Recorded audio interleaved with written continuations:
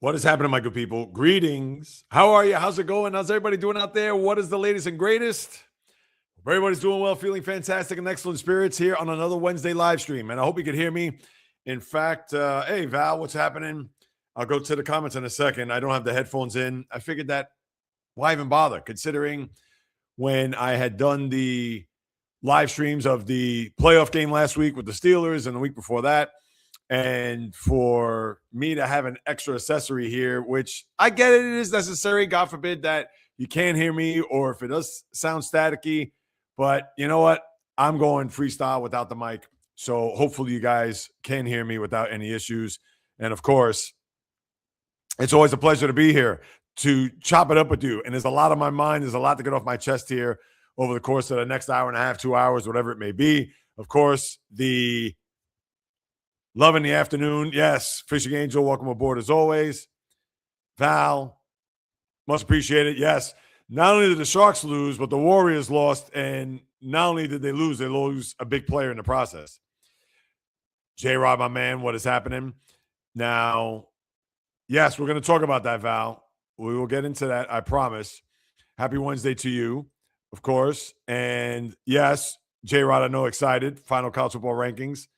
Michigan finished 21st. I know you had I believe they had the top three teams were Big Ten. So I would think it's going to be Indiana, Ohio State, Oregon. I mean, really, does Oregon belong there in the top three? I don't think so. But that is now with college football behind us. And we'll get into a little bit of college football later on, of course.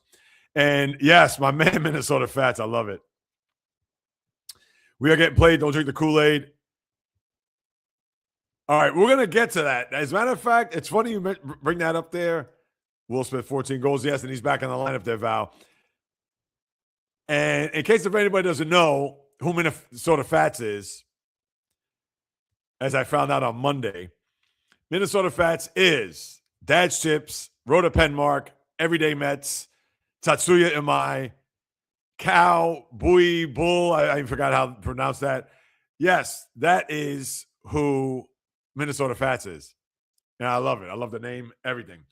And also, funny enough how in your comment there says Mets fans were getting played, don't drink the Kool-Aid. Trust me, I promise you I'm going to get that. But guess what? Cheers. To you, Fishing Angel. It's everybody, of course, to Val and to Minnesota and to Jay and whomever else has hopped on board here over the last few minutes. Cheers. This is papaya and pineapple. No alcohol inside. And this is, of course, cold press, fresh juice. I actually made it yesterday. Cheers. So it tastes the tropics. That was made through my Nama juicer. And not that I'm a spokesperson for them. If they want to sponsor, that'd be great. I understand Nama juicers are a little bit on the expensive side. I have to thank my lovely wife, who's at work today, for purchasing that years ago. And prior to that, I had another juicer, which I won't name, but it was very good. It was very effective, but the best juice ever. So Nama, hands down, is the one. But Minnesota Fats, yes. I'm going to get to that. I promise you. And then 3 national championships in a row at the Big Ten. Yeah, when was the last time that happened? Oh, geez, if I have to take a guess, last time that happened. You probably got to go back. Oh, geez, I don't know. That's a good one. You probably came up with the answer to that. Yes, Fishing Angel. Absolutely. During World War II. You know, it's interesting. As I was thinking about that, I said, well, it definitely wasn't in the last 50 years. And I was going to go back probably to the mid-50s, but you're saying during World War II, so obviously it was before that. That is 80-some-odd years. So good for the Big Ten as they get off the schneid there, 80 years of not having 3 straight Big Ten national championships and 3 different schools, I might add. So that's something also to hang your hat on. Although I'm sure J-Rod would love 3 straight Michigan titles, just like we saw him in Nebraska in the mid-90s. All right. I'm going to get to this first one. Well, let me quickly, some housekeeping. Obviously, we know what today's date is, January 21st, 2026. Share your thoughts in the chat room, which you've already seen here. For those who already have hopped on board, those are my regulars that are on. Hopefully we get some new people in. Those watching on a replay, you know the deal. leave a comment. I'll be more than happy to follow up afterwards. And I also want to say this. Last Friday, I surpassed the 1,000 subscriber mark on YouTube. Thank you guys, my diehards who are here each and every week. And I know Brent, who recently got in contact with me, and he's doing well. Hopefully he'll hop on board one day. Of course, Bio, who I'm sure will join at some point. Bio, where I am, of course, one of goes way back. One of my day ones, obviously J-Rod, Fishing Angel, Val, Cal, Minnesota, Rhoda, Penmark, the whole nine.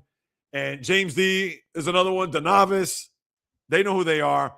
And for those who hop on board from now to 2000 and beyond, please, I can't stress enough how grateful I am and how thankful I am for you for being a part of this journey. And as long as I'm alive and breathing, I'm not stopping. And I know I haven't shaved. I got to shave. And yeah, so I look a little scruffy today. So my apologies for not looking prim and proper. All right, this is going to be a little bit of a switch. I'm going to talk NFL. I am going to talk not necessarily the game national championship. I could talk about it, but I got to start here. Because when I think about the Hall of Fame, and you guys know me enough, I would think, that when it comes to the Hall of Fame, I'm a small room guy. I'm not a big room guy. I'm not like, hey, let everybody in. Hey, and I'm going to say something. I actually mentioned this on my short earlier. If you watched it on the YouTube channel, bless you guys. But I'm actually going to say something which may not be popular, and this isn't a hot take or anything like that, but I'm sure you're going to know where I'm coming from when I say it. So Carlos Beltran, former Met, as you know, obviously he's bounced around actually was a former Yankee too. And Andrew Jones was also a former Yankee. I believe played on the team at the same time as Beltran, or maybe not. Beltran, I think, got there 2014. 2012, I believe he was with the Cardinals at the time. Yeah, because he was with the Giants in 11. I think he signed with the Cardinals for 3 years, and it was a Yankee, I think, in 15, 16. But for Carlos Beltran, great career. What are you about? 279. All right. Average not great. 430-some-odd home runs. We know the RBIs. I believe he had 2,700 hits. Dominant postseasons. Give it up. And he's a guy that, to me, does make it not a lock. I understand you want to talk about the sign-stealing scandal there, his last year in Houston in 2017. But again, by then, his career was over. I mean, let's face it. But how I look at it, he's had a career a little bit more than borderline. Is it a lock? When you hear the name, is it automatic? Oh, yeah, without question. Because I could throw names at you, and you're already going to know that this person is a Hall of Famer. So, and the only guy, although he's just recently retired, but if I throw Albert Pujols, you're going to be, oh, yeah, no brainer, hello. Just like if I were to throw Willie Mays or Babe Ruth or, I mean, you name the player. Stan Musial, Mickey Mantle, Joe D. I mean, those guys, please. There isn't a second a nanosecond that goes by. It's like, oh, yeah, it's a lock.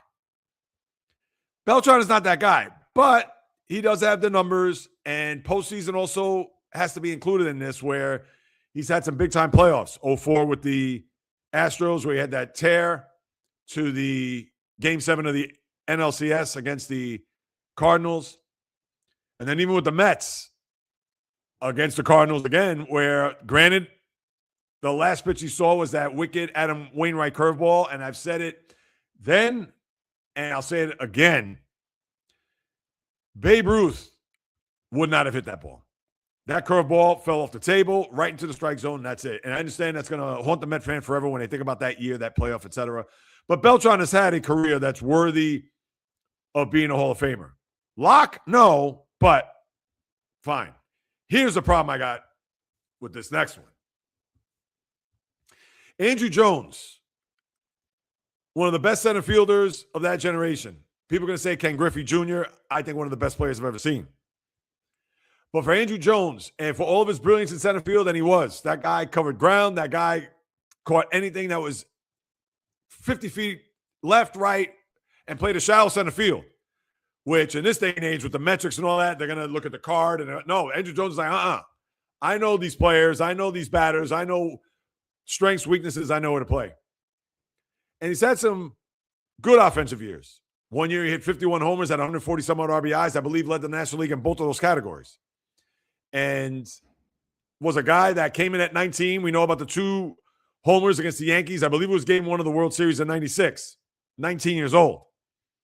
And very good career. No ifs, ands, buts, babies about it. And I'm not putting this on him. This isn't an indictment on Andrew Jones. This is more of an indictment on the Baseball Writers Association. What did they see in Andrew Jones that lock Hall of Famer that right away? I understand he's not first ballot, but I mean, really? Andrew Jones played 16 years. Played in 5 All-Star games. Not that that means a lot, but I guess it does mean something when it comes to resume. We understand Gold Gloves. He had 10 of them. All right. Fantastic. He led the league in home runs at one time and RBIs. Okay, great. He had 400 some odd home runs, maybe even close to Beltran for that matter. But now here's where it really gets dicey when it comes to Andrew Jones. You know what his lifetime batting average was? .254. And I understand that there are guys in the Hall of Fame that do not have excellent batting averages. I get that. But .254, that's average. That is not even good. So that's number one. Number two, do you know that he was in the MVP voting top 5 in his 16-year career once, top 10 twice? Albert Pujols in his first 10 years, and I understand people say, oh, Jay Reels, how could you compare Albert Pujols to Andrew Jones? Well, do you know that Albert Pujols in the first 10 years of his career in St. Louis, he was top 10 9 of those years, won 3 MVPs, I might add, and he was top 5 7 times. That's dominant. Was Andrew Jones dominant? Is the Hall of Fame for dominance? Is the Hall of Fame for great? Yes, it is. And just like I said a couple of minutes ago, he had good numbers and very good numbers. But Hall of Fame numbers? I think not. And that's it. Again, this isn't to say that Andrew Jones, if I looked at him and say, hey, you're not a Hall of Fame. No, it's the writers that are getting him in. It's not as if Andrew Jones is saying, well, I'm petitioning myself for the Hall of Fame, and here I am. I'm here. No, because from a fan's perspective, and who's watched Andrew Jones, considering he played the majority of the career in Atlanta with the Braves, and obviously as a Met fan, I've watched him a zillion times. And yes, I mean, the guy had power. The guy, like I said, he could catch anything. But he was not dominant throughout the course of his career. And I know I brought this up several times before I get to my unpopular opinion. I look at a guy like Craig Biggio. And Biggio was a guy that played 20 years, was an all-star 8 times, I believe MVP, top 5, maybe twice. How is that a dominant player? Well, wait, Jay Reels, how could you say that? He had 3,000 hits. Well, if I'm healthy and I play 20 years in Major League Baseball, guess what? I could get 3,000 hits. He was a compiler. He wasn't dominant. And then what I love to do is to make comparisons. Look at a guy like Albert Bell. There is not any baseball fan alive that knows baseball. When you compare the numbers of Albert Bell and Craig Biggio, if you were to draft that guy on your team tomorrow, who are you taking? Please, Craig Biggio wouldn't even be anywhere near my conscience when it comes to drafting him ahead of Albert Bell. Not in the least. Do I even need to bring up the numbers? And people are going to say, well, Jay Reels, damn, what do you have for Albert Bell?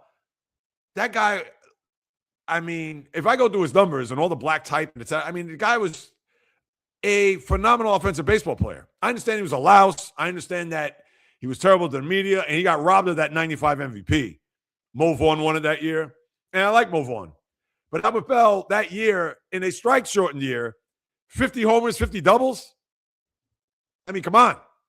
Not only the guy had power, the guy bat one year, I believe he batted 351. Craig Biggio batted 351 at any point in his career? I think lifetime was 280. Need I say more? So now let me get to my unpopular opinion.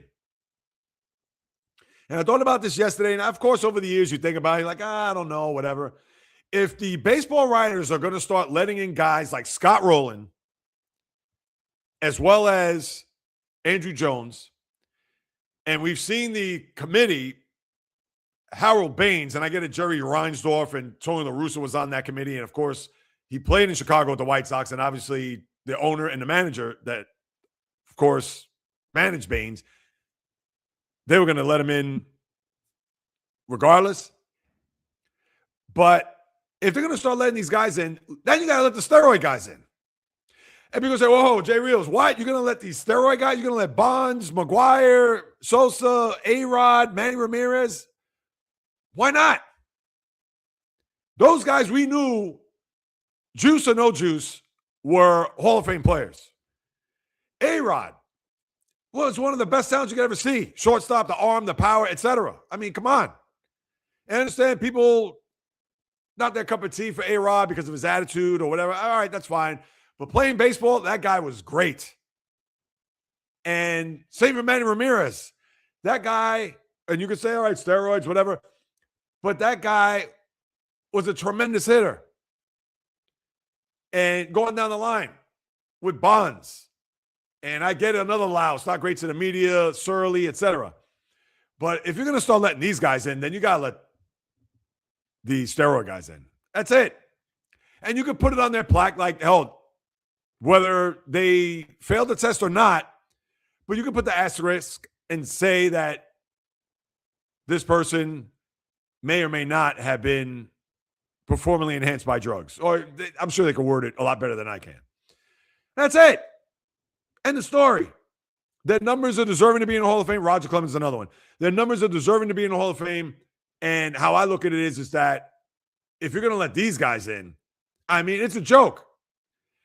It's now going to be the Hall of Fame for the very good, not for the elite, excellence, dominance.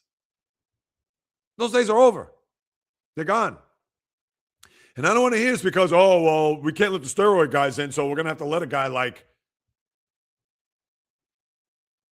Andrew Jones in. I mean, come on. No. Then don't let anybody in. Don't. Why not? Thankfully, I'm not a baseball writer because he wouldn't have got my vote. And a lot of these guys that were on the list, too.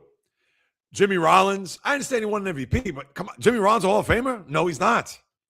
David Wright on the ballot. And I'm a Met fan. David Wright is not a Hall of Famer. Does he belong in the Mets Hall of Fame? Yes, because that's a team thing. But Cooperstown? No. No. Absolutely not. And even though Andy Pettitte and A-Rod, they got a lot of votes. And Pettitte, of course, his ties with Roger Clemens and him failing a test for HGH. Excuse me. And we know how great he was in the postseason. And you could argue whether or not he's a Hall of Famer.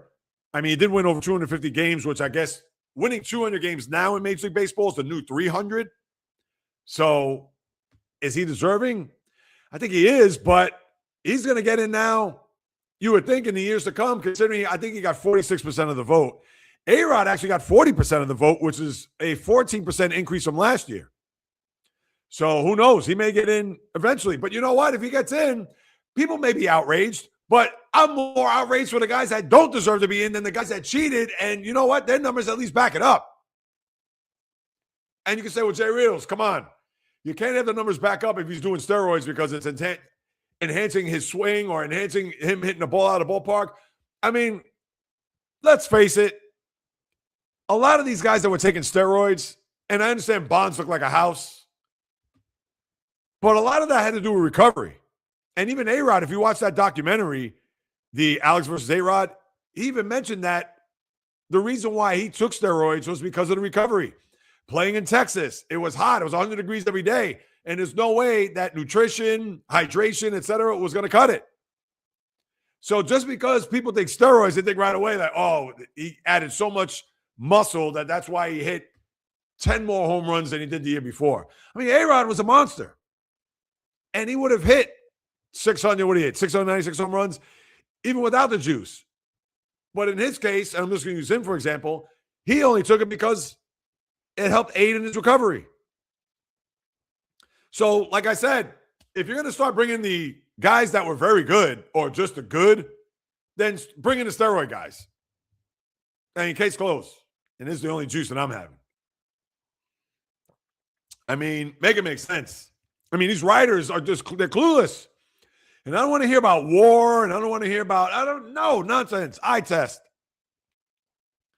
And Andrew Jones, like I said, was a very good baseball player. Very good. Was he dominant? He was an elite center fielder, that I give him. But obviously his offense, very good. Not great. Not elite. If I even start comparing the numbers, and I'll put it up on the screen if you want. You may not be able to see it but you give me Albert Bell's career offensively and Andrew Jones, I mean, you freaking say, no way. Give me Albert Bell. And you know what? The hell with it. I'm doing this right now. I don't know if you're going to be able to see it. Here I am obstructing the view here. Where's this plug? Here we go. Should have done this before. My apologies ahead of time. You got to see my elbow. And all right. Let's get that out the way. Screen is up. I mean, and the only reason why I bring up Albert Bell is because his numbers were just so gaudy and just, I mean, forget it. That you're going to say to yourself, wait a second, you know what? I'd rather take that guy. Here we go. Baseball Reference, the great Baseball Reference. Let's expand this. Hopefully you get to see this. Let me share this. Share screen. Yeah, we know. I appreciate everybody who's hopped on screen and joining. Share. You're going to see a lady's face here, but that's not what we want. Hopefully you guys can see that. Let me make myself smaller.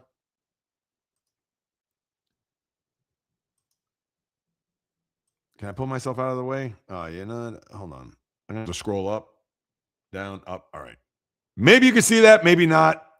I don't know if you can zoom in on this. This is Albert Bell's numbers. Look at all this black type. I mean, look at this.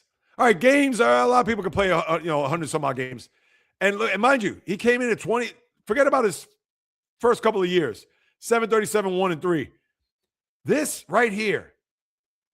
I mean, do I even need to begin? And if you can't, I'm going to go from this year, from 92. 34, 112. All right, he batted 260. OPS was under 800. All right, fine. Mind you, 25 years of age. Now this is where it gets great. 93 runs scored, 38, 129, as you can see, led the league in RBIs, batted 290, slugging was 922. Following year, 94, and that, by the way, 93 was his first year as an All-Star. 90 runs scored, 36, 101, 357. He didn't even lead the league in batting. Look at his OPS. His OPS was 1,100.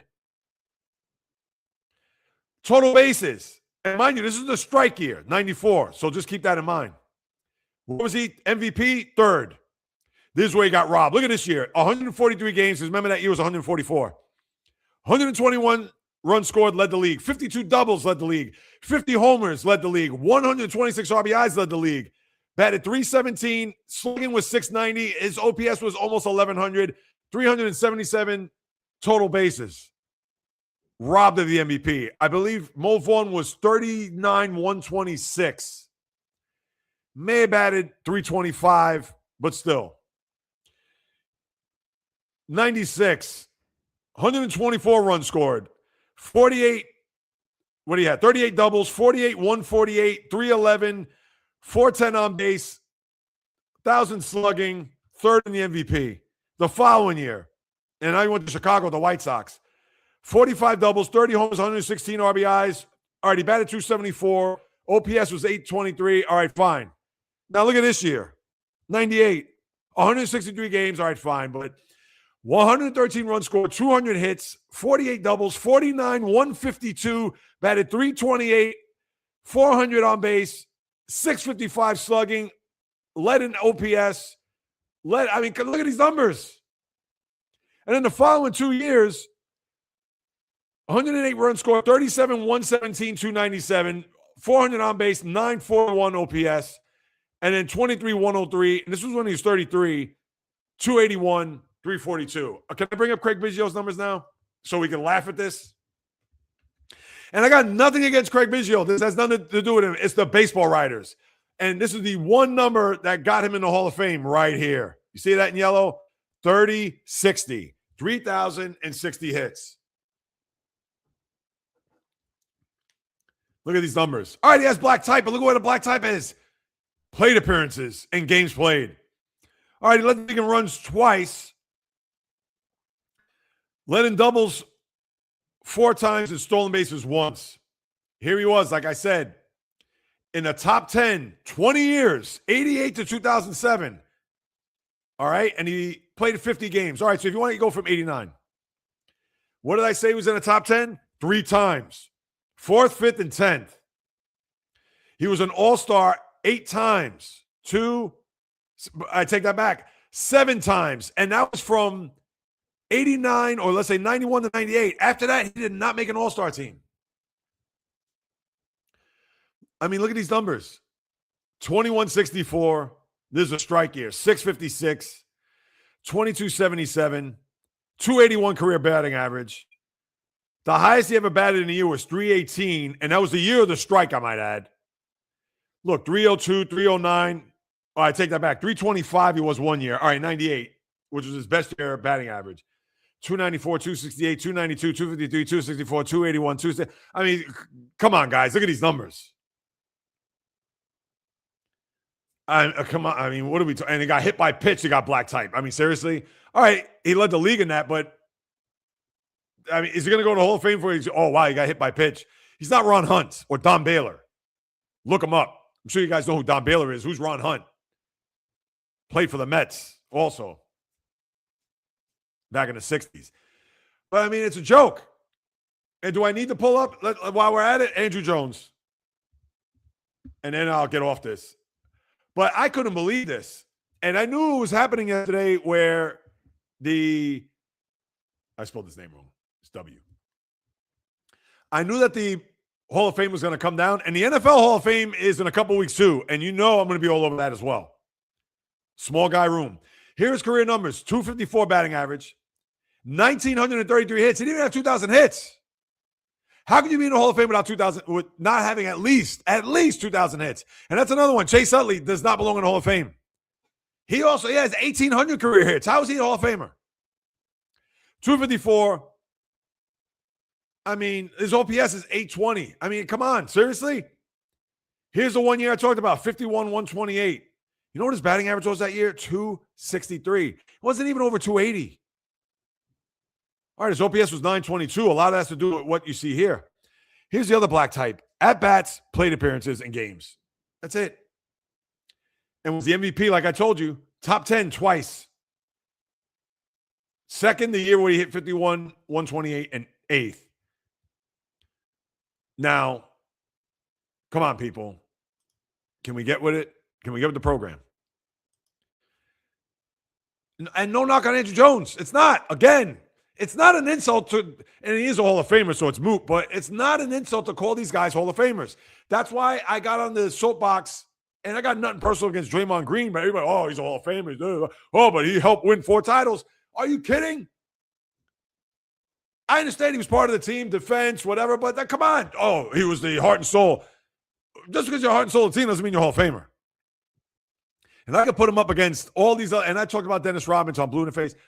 That guy, he is not in the top 10 power forwards of all time. Not even close. I got a guy, and J-Rod would appreciate this.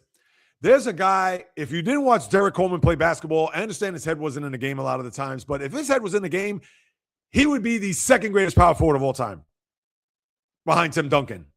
Because that guy had handle. That guy could shoot the 3. That guy could post you up. That guy could dunk on you, etc. Ask Shaq, who he got embarrassed by in his rookie year when he played against the Nets. Derek Coleman. He said, I couldn't defend this guy. That guy was on the fast track to the Hall of Fame, but of course, he was the type of guy where a bit of a louse, but he didn't have his head in the game all the time. And I look at him, that's a Hall of Fame talent. Where Draymond Green, listen, I understand. It's not an insult to call a guy that he's not a Hall of Famer. I know I just spent a half hour talking about this, but I mean, it just irks me. It really does. And that these writers, I mean, what are they seeing? I don't want to hear war. I don't want to hear defensive metrics. The gold gloves are the defensive metrics. When you win 10 gold gloves, you know what? Need you say more. I don't need run replacement or defensive. I don't need that. Gold gloves. Case closed. I tell you, I don't know. Maybe I'm the crazy one. All right, let's see what we got here. Comments. Val.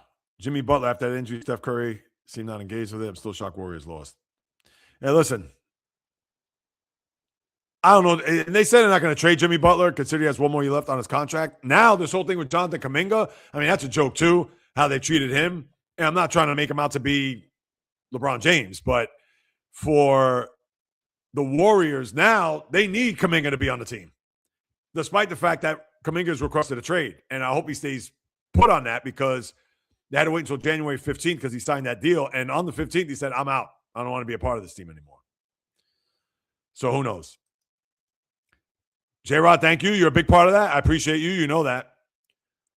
I'm tired of the Scooble trade talk. Yeah, I know. And who knows what's going to happen with that. He's probably going to go to the Dodgers when it's all said and done. But yeah, the Tigers, they should try to unload him now. Pitchers and catchers 3 weeks from today. Think about that. Your shorts are cool. I watch them. Thank you, Val. You know, I appreciate that. Oh, you watched the short? Yeah, I was talking about earlier with that. Yeah, I know. Hey, stop disrespecting God of the universe. Who's disrespecting God? I know I wasn't. Justin Verlander is still with the Giants? No, I believe he's a free agent now, so anybody could sign him, but I don't know if he hasn't retired. Trying to think. He hasn't retired. Yeah, he's a free agent. Anybody could get him, but the thing is that he's, 42 years of age. Watch it on YouTube and the phone. That's how they Fishing Angel, I appreciate you guys. Look at that. On the phone and on TV. I can't get any more dedicated than that. Oh, here we go, Stinson. What do you got? Edgar Martinez made the haul. Yes, he did. And I could pull up his numbers. I mean, listen, he was dominant also. I get he was a DH. But listen, David Ortiz is in the Hall of Fame. And David Ortiz, obviously, hit over 500 home runs and all that. But, and I know, and Edgar Martinez, I got to be honest with you, he is borderline. Yeah, I'm pulling up his numbers now. Should I show it to you guys? Hold on. Oh, there we go. I was like, what happened? I tried to drag it over because I canceled it out before. All right, Edgar Martinez batted 312. I mean, that's you bat over 300. That's should be an automatic. Oh, he's got a zillion black type around. I mean, listen, come on, look at these numbers. Led the league in runs once, doubles twice. I understand runs are important. Doubles, all right, led in RBIs one time. At 37 years of age, he had 145 RBIs. I mean, and he batted 324. At 37 years of age. Let's throw that in there. He's had 100 RBIs 1, 2, 3, 4, 5, 6 times. You like it at least to be 8. And consecutive helps. He hit 30 home runs the one time when he had 37. And he wasn't really a home run hitter. He was a hitting machine, though. Batting champ twice. 343, 356. Led an OPS 1 year. Had an OPS of over 1,000 5 times. I mean, the guy's a dominant hitter. He's a Hall of Famer. And let's see, MVP, never had one, but he was, get this out of here, top 10 twice, top 5 once. But when you have black type by your name, sorry, and a lot of it, I'm not just talking, 3 or 4 spots. He's had black type in the categories that count. All right. 1, 2, 3, 4, 5, 6, 7, 8, 9, 10, 11. 12 black type is good. But if I start bringing up like Babe Ruth and Ty Cobb, I mean, they have like 40 black type, which is, I mean, that's why those guys are immortal. But yeah, he's a Hall of Famer. So yes, Stinson, he did. I got to give it up. Thank you, Val. Much appreciated. I feel like I got to pass you this joint I'm smoking. Oh, me? What, so I could calm down? Hole in the sock. What's happening? Forget about it. Oh, no. What's that? No, of course. I know you're joking. I know you're joking, Jay. Do you think Jimmy Butler injury and Warriors will be bad moving forward? Well, he's not going to come back until probably for a year. And it'll be in the last year. He's making $56 million next year. And that's why they talk about him trading, because he's would be an expiring contract. And yeah, that's a tough break. I mean, you don't want to see a guy like Jimmy Butler go down. But Rose, Clemens, Bond should be in the Hall. Well, Rose is eventually going to get in the Hall of Fame, but he's got to wait 2 years, which is stupid. I mean, that's another. I got on that soapbox a while ago. Let's be real. You're not getting 3,000 hits in 30 seasons in the Major League Baseball. What do you mean? If somebody played 30 seasons today? Oh, yeah. Nobody's getting three. Listen, who's active right now that could get 3,000 hits? I don't know. I'm not in baseball mode as far as like day-to-day with players. Is Bryce Harper going to get 3,000 hits? Probably not. Manny Machado? Probably not. Mike Trout? Probably not. But the thing is that if you get to 2,500, I think now, 2,500 is almost a new 3,000. I hate to say it. So we'll have to see. Celebrating the always entertaining Mike Krukow on his birthday. Yes. Mike Krukow pitched for the Cubs and the Giants. Had that crazy knuckle curve. Always killed the Mets, too. Always pitched well against them. I have the biggest crush on this man. Hunters. Wait a minute. You're from Boston, right? Hold on a second. Yeah, I know that name. I don't know what to say there, Hunters. Thank you. I appreciate you. Toppers. I have to say right now, I mean, it's easy for me to say no, but baseball's half-stepping, man. Rob Manfred, considering what's happened here over the last week with the Dodgers getting Kyle Tucker and the Mets signing Bo Bichette, you would think that they would at least have some discussions, and maybe there are, but we just haven't heard. But it would be nice to know from the commissioner of baseball to say, we have started discussions. They're moving along very slowly, but at least the open line of communication has begun. We haven't even heard that. And based on last year when he bounced around various clubhouses, and I'm sure you heard the report about he and Bryce Harper, how Harper told him to get the F out of the room based on those two dreaded words that the players do not want to hear, is salary cap. And I mean, right now, listen, if I had to say, I'm going to say the start of the baseball season will be delayed. Because if the owners aren't going to stand up here, and remember, as we all know, Rob Manfred works for the owners, there has to be a vast majority. And not even just the small market teams, the Colorados, the Miamis, the Pittsburghs, the Kansas Cities. I understand Kansas City signed Bobby Witt, a big deal, but those teams got to say, we've had enough. Let's start to implement a salary cap, because a floor and a ceiling, we need both. So the Marlins can't just spend $70 million and reap the revenue sharing from the clubs that spend money, because there needs to be a shift. So I'm going to say, Toppers, I think there's going to be a delay. Nance, hello to you too. That's family, people. So, Hunters, I appreciate you. Thank you very much for that. It's very kind of you to say. Thank you, thank you. I need to shave, though. I know I sound vain. My apologies. That's not me, but I want to look a little bit presentable. And that's because of my stepmother, who told me, it's like, you should look a little bit more presentable. Don't let your hair get crazy. That's when my hair was a little bit longer. And your face looks like, I've been sitting on the couch for the last God knows how long. Have a wonderful book. Brandon Crawford, huh? Yes, Brandon Crawford. Today's his birthday. And did he retire? I think he did last year. Toppers. Big Papi saying he did roids. He'll say he didn't, and because he wasn't on that list, but yes. Oh, no. I think he was on that Mitchell report, but because he said he never failed a test means that he never taken steroids, which, dicey, but I definitely hear you.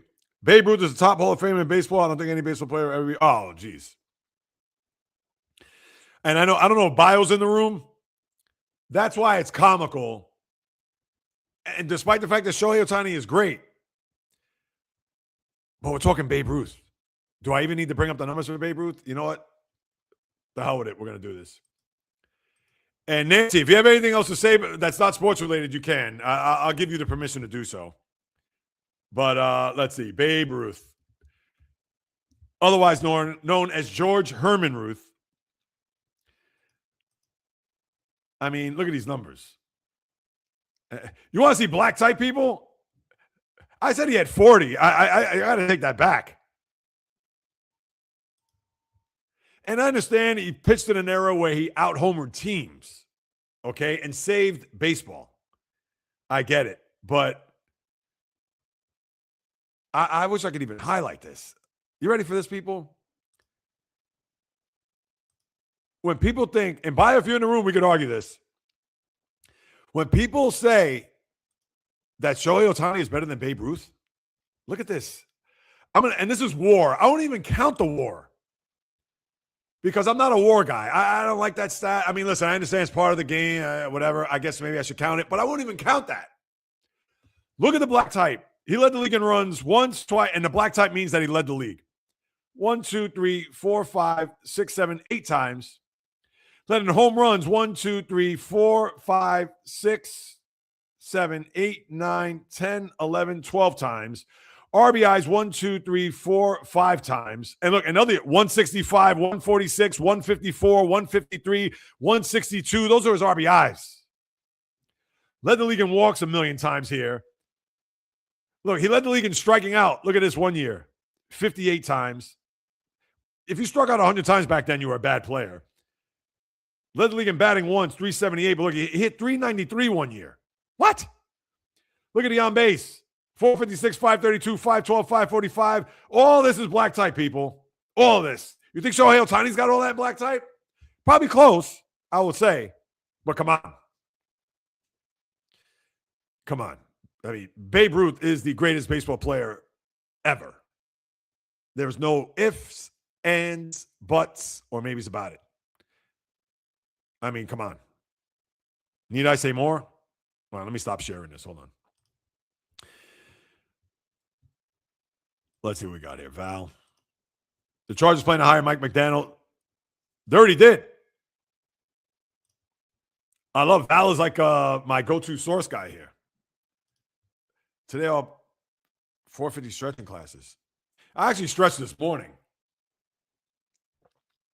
Wow, 450 stretching class. That's great, man. That's great. And look at this. What is this? Wow, I'm seeing this 19.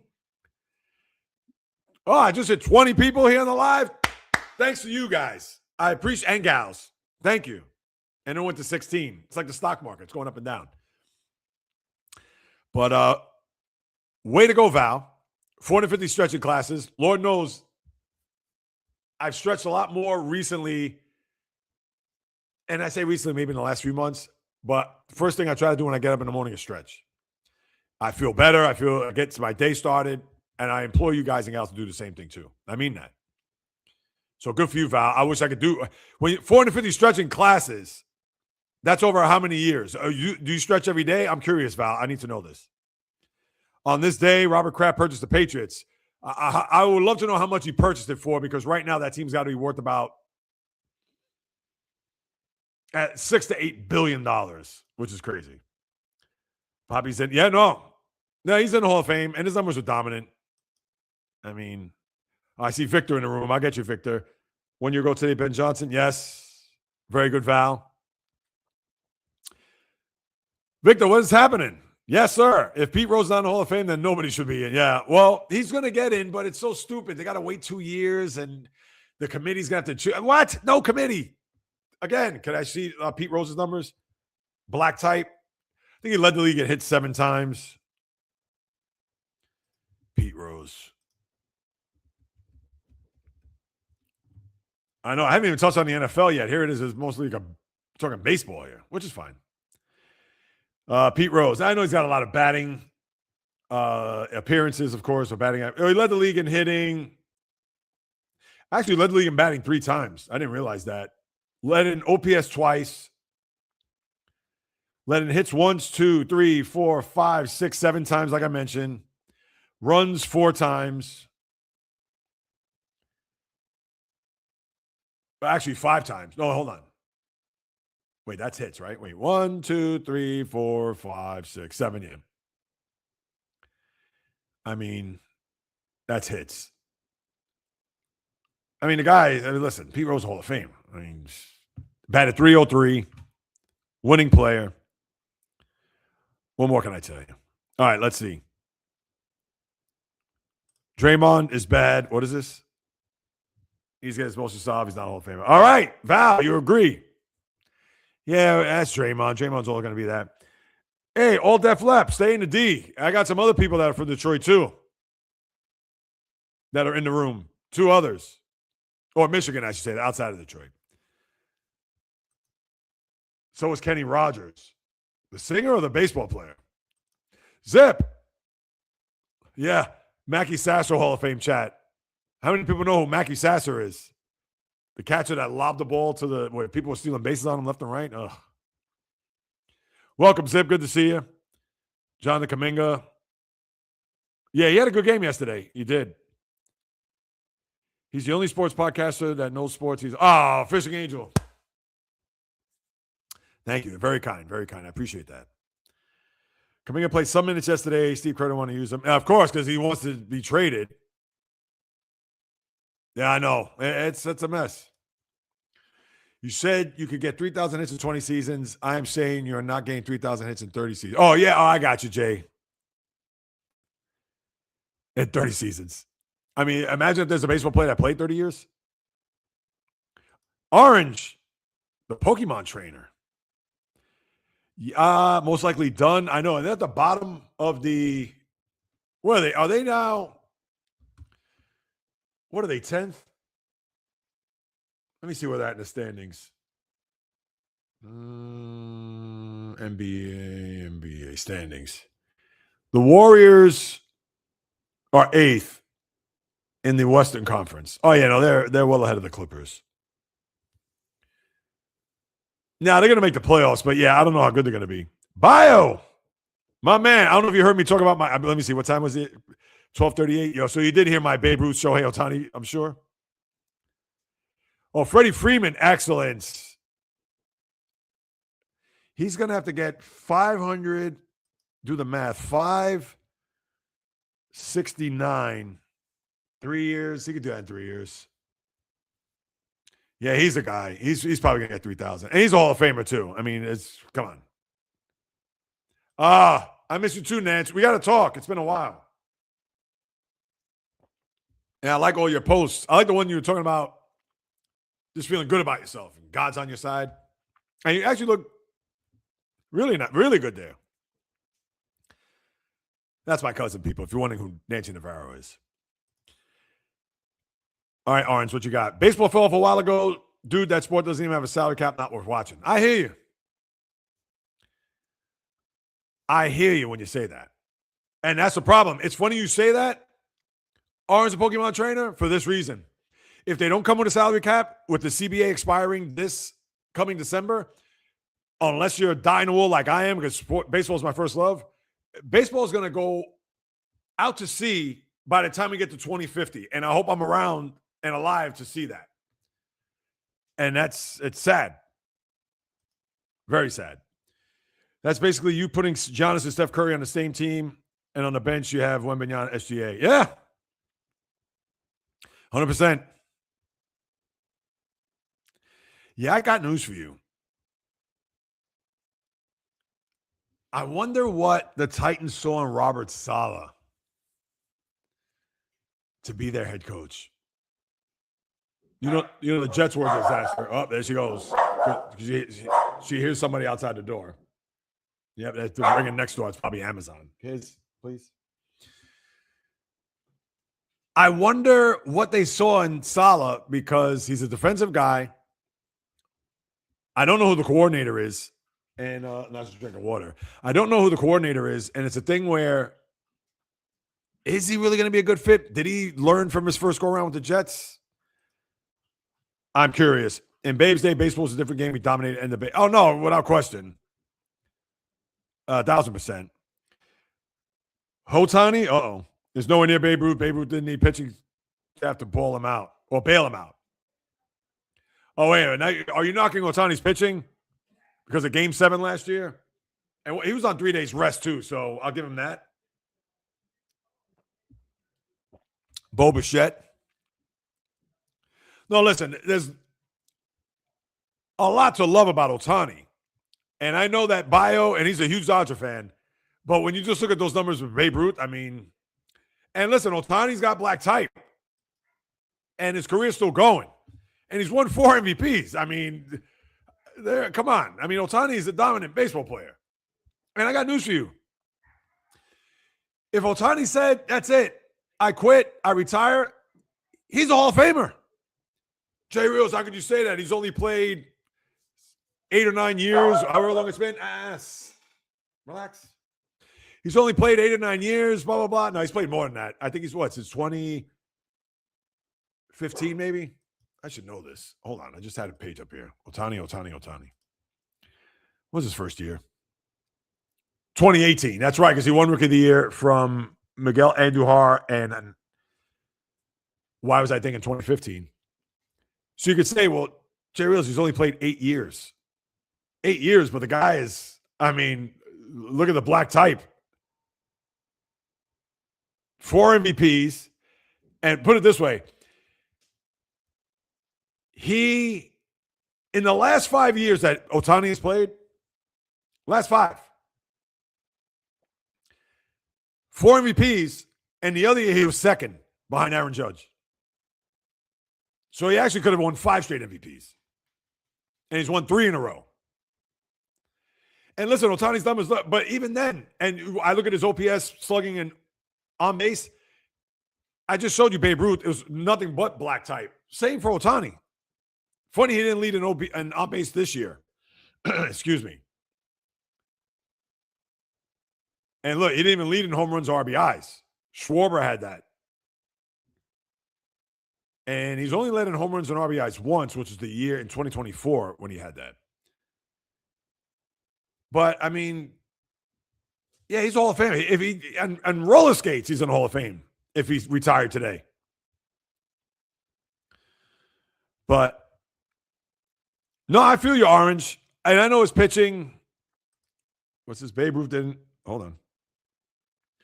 Babe Ruth didn't need ability down bullpen. Ohtani not even the best player on his team. Ohtani's not the best player on his team? Nah, he's the best player on the Dodgers. Not Mookie Betts. It's not Freddie Freeman. Ohtani is the Dodgers' best player right now. And I'm saying that being objective. Not a Dodger fan. And I know Bio's probably got a thing or two to say about that. I'll scroll down in a minute, but I'm curious, Orange, what fan are you? Baseball fan. Or the team you root for?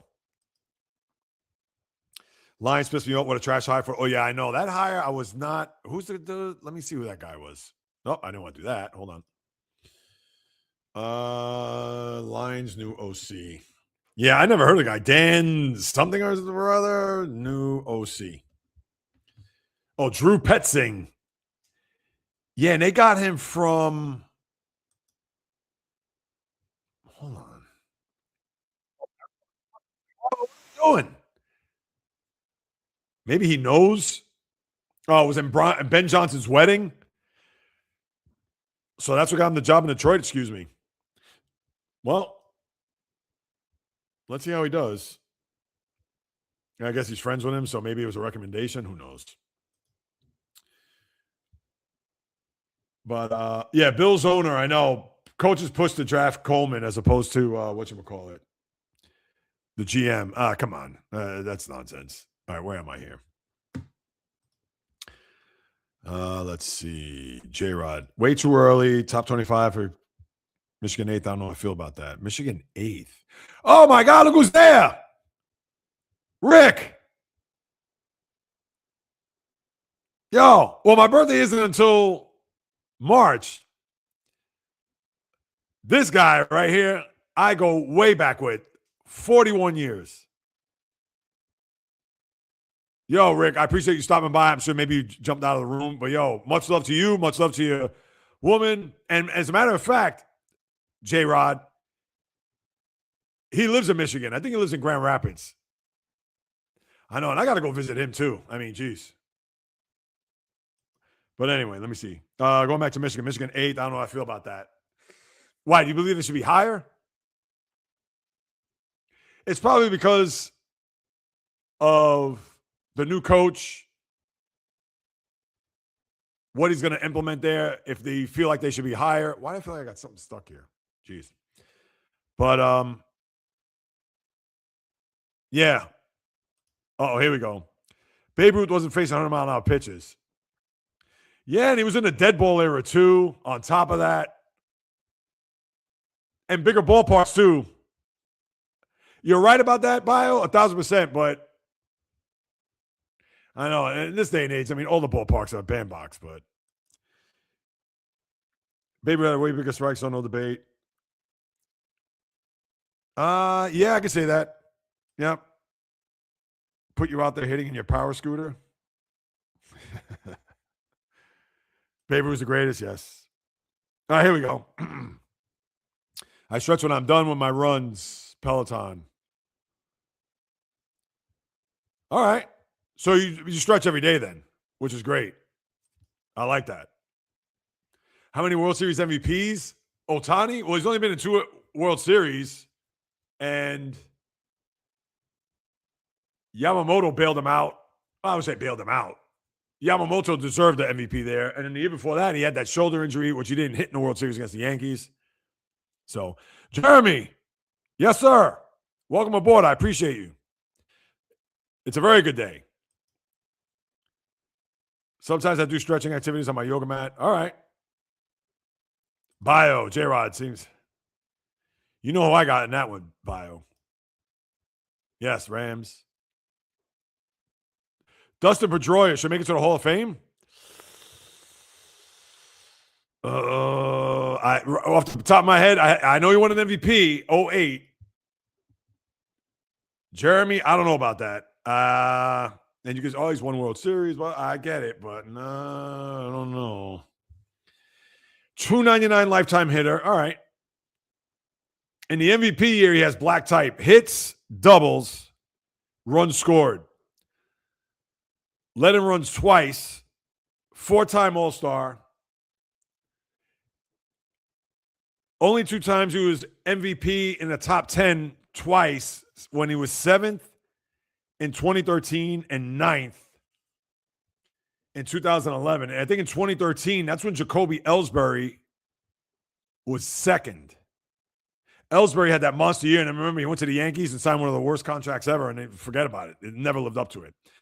Pedroia is not a Hall of Famer, though. When you look at his numbers, I understand he played second base and second baseman, but in this day and age, second baseman, you expect more power. 140 homers, 725 RBIs, 805 OPS. I mean, 800 is good. 900 is great, and 1,000 is, forget it, otherworldly. Nah, he falls short. He's not a Hall of Famer. Not in my eyes. Seahawks Pat Super Bowl. I know, I got to get to the football. I haven't even started talking about that. Warriors struggled scoring free throws and hitting field goals yesterday. That's how Raptors. I know Raptors scored 145 points in that game. I know. You're right, Bio. He's barking up a storm here. The best place, how many more he's the MVP, not him. Well, he's MVP of the World Series. I don't know if he's MVP of the league. Orange. And again, Orange, wait, I got to scroll down. Who's your favorite team? Oh, the Cardinals. Oh, St. Louis. Oh, all right. How do you feel about your team? I'm curious, considering they traded away Arenado, Wilson Contreras, and they rebuilt. I'm sure you're sick of John Mozeliak, your GM, and I would think maybe your manager, Oliver Marmol. Well, I like it, you're a Cardinal fan. And I'm curious where you're from, too. Are you from St. Louis, Missouri, the area?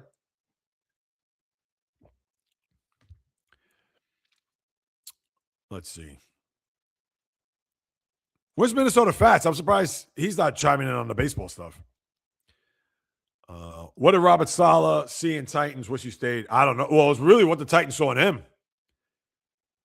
You're right about that, Bio. You're 100%.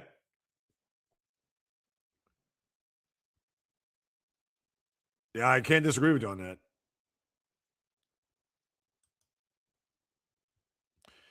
Cardinals. Uh-oh.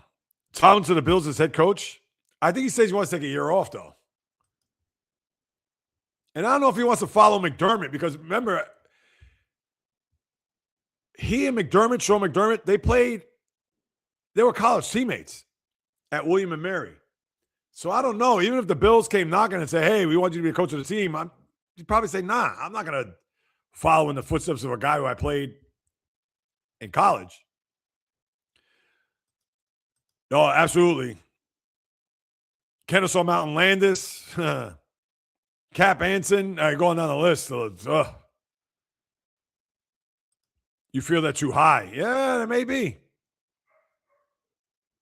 Uh-oh, look at this. Just as speak of the devil. At 1 o'clock, I'm sure you're going to watch that. That's literally right now. I mean,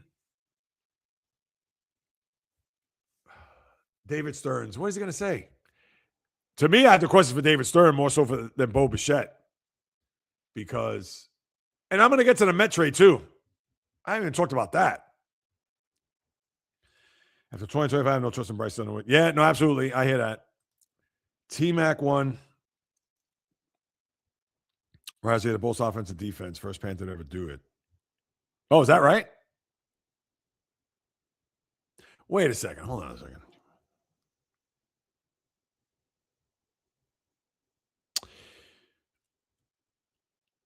First Panther to ever do it.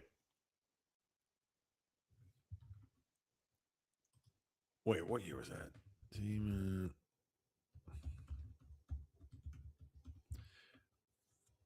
When you're saying offense, yeah, he didn't. Wait, hold on a second. Oh, I understand. Because you said offense and defense. I'm thinking, wait a minute. T-Mac didn't play defense from what I recall, but no, now I get what you're saying. That's why when I read that at first, I'm thinking to myself, wait a second. And I can't even pronounce his first name. I know, I'm terrible with names too. But we'll just call him T-Mac. That's T. McMillan, who actually had a great year. But, yeah, I thought he played offense and defense. I said, wait a second, what am I missing here? I'm literally cooking up. All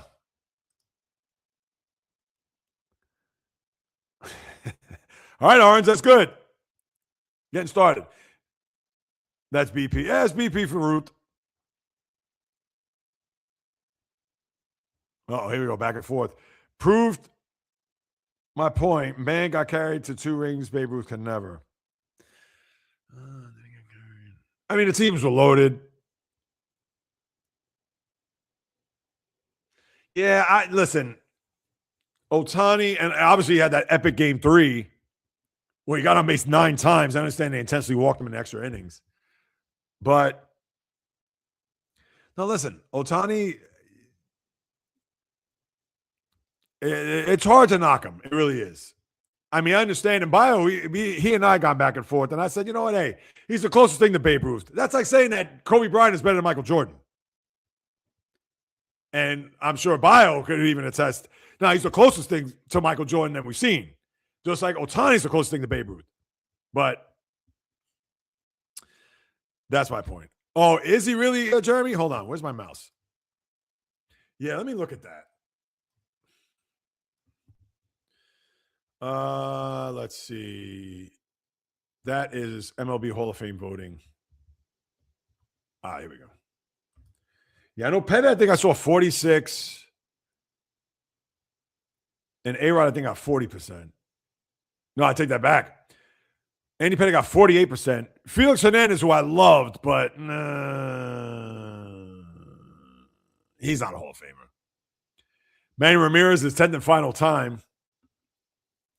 Now look at the names on this list. Torrey Hunter. Bobby Abreu. Cole Hamels.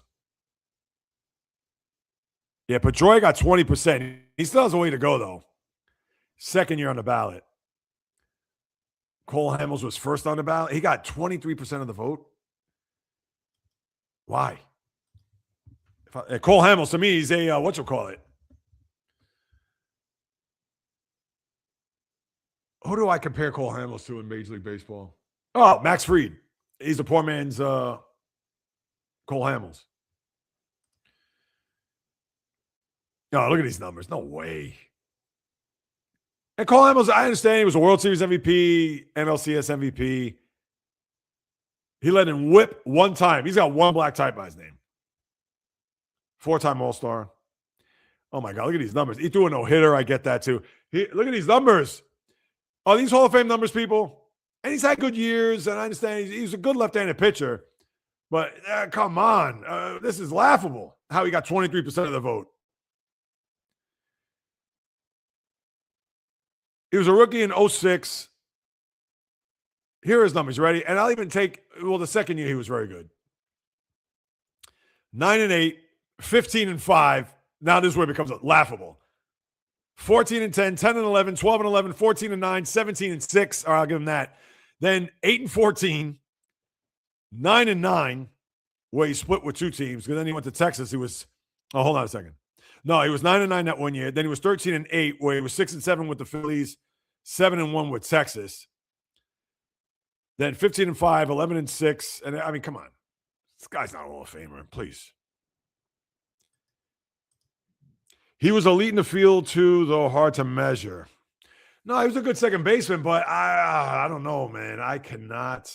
How many Gold Gloves did Pedroia? 4 Gold Gloves.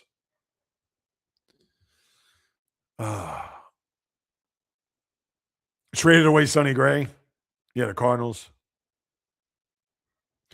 Yeah, I'm a small room guy, Jeremy. That's the thing. I'm a small room guy when it comes to MVPs. When it comes to Hall of Famers. My team is always good. We don't buy championships either. No doubt. Now, you guys are falling on hard times because after the Goldschmidt, Arenado, when Yachty retired, yeah, I mean, you guys, I mean, now I couldn't even tell you. I'm actually surprised that, yeah, you're pitching, Miles Mikolas and I don't know. I'm sure you got to be frustrated, though. The Mimi lose? Oh, you mean Miami? Jesus, welcome. That'd be a terrible move by the Bills. What, bringing in Tomlin? I don't know about terrible, but yeah. Offensive coordinator for the Packers? Didn't they yeah, I know the GM of the Packers then went to Miami and he plucked I don't even know. Did they even hire an offensive coordinator yet? And let me tell you something. I don't know how LaFleur has a job. I'm sorry.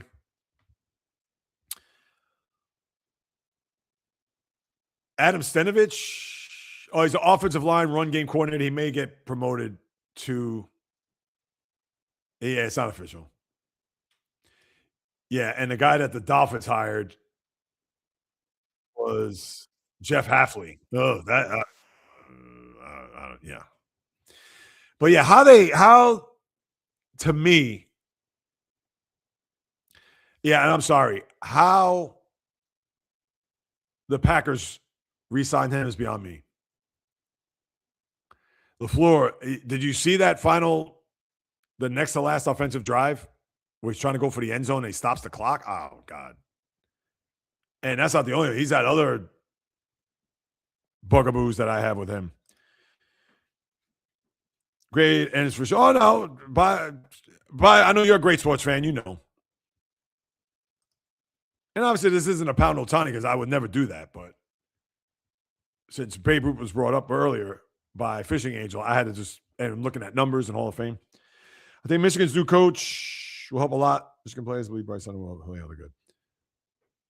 Yeah, well, no, I mean, I could see that. Second year. What is this? Melodramatic? Oh, that's all right. Val, Niners still looking for defensive coordinator after Saleh. Yes, they are. How do the Packers manage to sell every year? Sell as in what? Sell players? How do the Packers manage to sell every year? I mean, listen, they got destroyed by the injury to Micah Parsons. I don't gamble on sports really, but I may put some money on Bryce Underwood winning his Heisman Trophy. Oh, okay. Well, I wonder what the odds are. He will, I bet you. Hey, I like it. Optimism. He didn't do and besides that, what he did do with the Angels, nothing, man. Needs a super team. Stay mad. Oh, listen. I don't think he needs a super team. I mean, it helps that he's on the Dodgers, but he chose the Dodgers. He's a free agent. What do you expect? You can't be mad at him for that. Bryce Underwood is young, knows football, but with the new Michigan coach, I think this is going to be the best. Listen, obviously, the other half thinks that they rank too high. And again, it's January. We're not into August just yet, but I'd be curious. I saw a picture of Mike Thomas supporting his daughter at a gymnastics at John Smith. Yes, I did see that. Moments of price. He should take time off. Yeah, no, that's exactly what he's doing. And good for him, 100%. What is this? Who will be the new Packer offensive coordinator? I don't even know. I was trying to look that up. Oh, did I just say that before? Yeah, this Adam, whomever it was. Where is it? Matt LaFleur.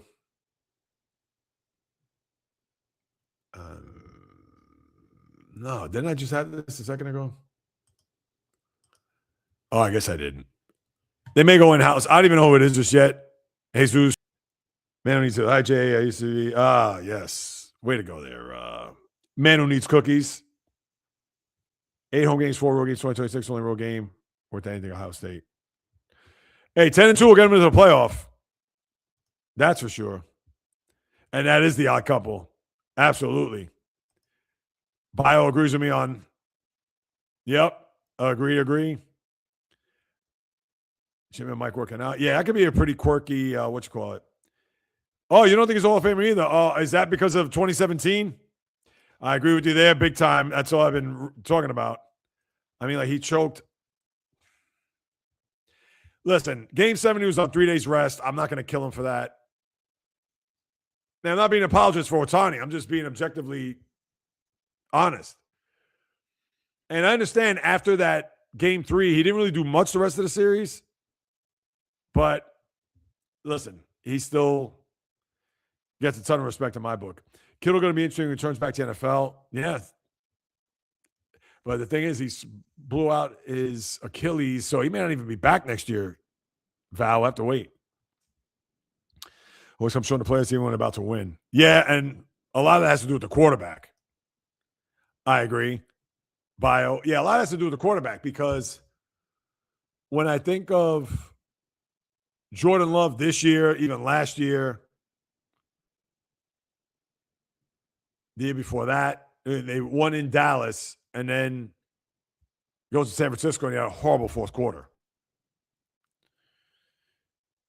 Giants didn't make – no, I haven't really done anything. Wow, really? That was fast. Press conference over. Jeez. What in the hell happened there? Well, I guess maybe they decided not to ask questions. I don't know. Red Wings want to definitely see Detroit going to Stanley Cup. Yeah, and having a big year too. I think Tampa overtook them in the division, no? Let me see. NHL.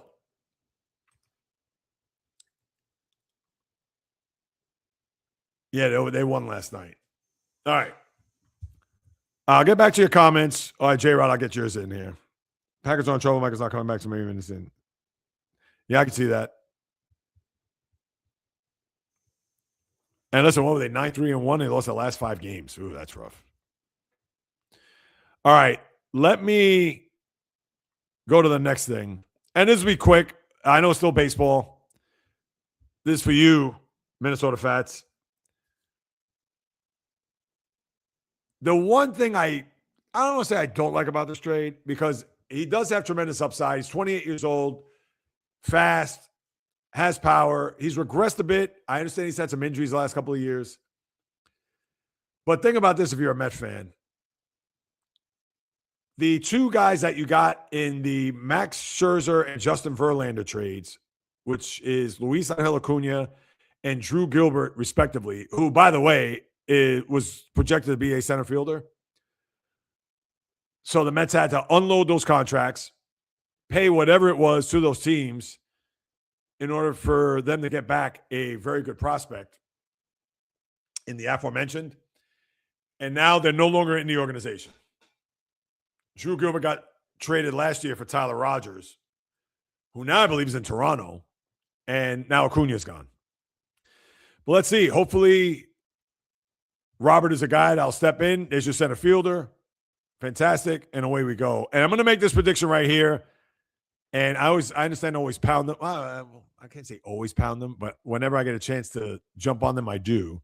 And usually I save that for the end of the year. But I think, and I don't have any intel, I think the Yankees are going to sign Cody Bellinger. And here's why. He wants a 7-year contract, which he's not going to get, number one. Just read the tea leaves of this offseason. Pete Alonso, 5 years. Alex Bregman, 5 years. Kyle Schwarber, 5 years. Bo Bichette, 3 years. I'm thinking of his dad. Just those 4 guys alone. And I understand long in the tooth, but JT Realmuto, he's 35, 3 years with the Phillies. These guys are not getting anything more than 5 years. So unless he goes back to the Yankees and takes a 5-year deal, which I don't think that's going to be the case. I think what's going to happen here is Bellinger will probably sign on the dotted line for maybe a big year, whatever. Let it be $33 million. And he could opt out and test the waters, and we all know about the CBA at that time. So the market will come back to them to the point where I think they have a chance to re-sign him. Now, as I say that, watch him go to, I don't know, Houston or something. So we shall see. That's a baseball. All right, let me get to these couple of things here real quick. These storylines for divisional playoff. Obviously, the biggest one of all is Jarrett Stidham. How is he going to perform? We would think that Sean Payton is going to draw up a game plan strictly for him, not try to do too much, be that game manager, make safe throws, and rely on his defense. But Stidham is going to be a big player here because if he does have a good game and let's say they do advance, then forget about it. He's going to be front and center in the Super Bowl on a stage that he has never seen and never even been to throughout his career. And to think he's going to be playing in the game on top of that. So if I'm a Bronco fan, listen, of course I'd be nervous, but the old saying, it is what it is. Number 2, the best game of the weekend, and by far, to me, it's the Super Bowl before the Super Bowl, Rams-Seahawks. And no Zach Charbonnet, the running back, who I believe tore an ACL. So you just see Kenneth Walker, which will certainly help the Rams and their defense. But to me, it's not about the Rams. We've seen them gut out these 2 wins on the road the way they have. And the weather, I believe, is supposed to be mid-40s, probably going to rain. It's typical Seattle weather. But how I look at it is with these 2 teams and with Seattle scoring 41 points and maybe should have saved some of those points for this weekend, I think the Rams are going to be in the game. And it's dangerous for them to know that this is an opponent that A, doesn't scare them, B, that is, for the most part, relatively healthy, and they could go up and down the field on them. Now, the Rams do not have, although they have very talented players, but they do not have the defense that the Seahawks have. But that's okay. But we all know that they have number 9 at quarterback. And Sam Darnold is still a question mark, where the jury's out on whether or not he's going to deliver a big playoff performance. So, those are, to me, are the major storylines. But then here's the funny thing. As you know, I love to talk about this from time to time. I need more juice. Which matchup does the NFL want to see? And it's going to go in this order. They want Pats, Rams first, then Pats, Seahawks, followed by, should I say that? Should I? Yeah, I'll say followed by Broncos, Patriots. Excuse me. Followed by Broncos, Rams, and Broncos Seahawks. And to think, 3 of those 4 will actually be rematches. Seattle, Denver, Super Bowl 48. 43-8 was the final, a bore of a game. Super Bowl, what was that? 53. Rams, Patriots, and also 36. Wait, no. Was that 37, 38? One of those. I think it was 37. But I understand they were in St. Louis. And then you have the Rams, Broncos, which obviously is not a rematch. So 3 of the 4 games, you may have a rematch. Make sure I got that correct. Pats, Rams, Pats, Seahawks. Oh, Pats, Seahawks is the other one. Did I screw that up? I think I screwed that up. Pats, Seahawks. Yes, that's right. So I think the better game is Rams and Patriots, followed by Seahawks, Patriots, then Rams, Broncos, Seahawks, Broncos. I think I screwed that up. So my apologies. Got to own up to that. Rams, Patriots by far would be fantastic. You can't have Denver in the game, not with the backup quarterback. I'm sorry. I don't care if he throws for 250 yards, gets 3 touchdowns. To me, I got to see it again. So that's what I'm looking at as far as the best matchup. And the NFL would want that first one. If they have Seahawks, Broncos, that would be brutal. And if it's Seahawks, Pats, they'll live with it. And it's still going to get a zillion people to watch. It's not like they're going to get 50 million if it's Seahawks, Broncos. But, yeah, I mean, that's what I think that they would look at as far as Super Bowl matchups. All right, here we go. What do we got? Orange. I do not trust the Mets. They still look mid. Yeah, because of their pitching. That's all it is. Their pitching staff. So I have to somewhat agree with you on that. They will somehow find a way to not make the playoffs again. Oh, God, geez. If they do, then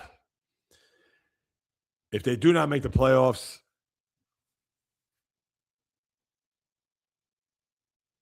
listen to the Mets. I mean, I would not be shocked. Although I was outraged last year in the games on their final game. Purdy struggled in the playoffs, especially in the Seahawks game. Well, listen, they were playing from in front pretty much since the opening kick.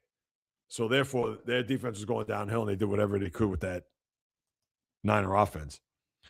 Valley finally got battle tested. Eagles offense was trash. Yeah, Eagle offense has been that. I agree. I knew it. What'd I tell you, people? Minnesota with the late breaking news here. Let's hold on. We go to MLB. No, not trade rumors. Yeah, I had a feeling that was going to be the case, and especially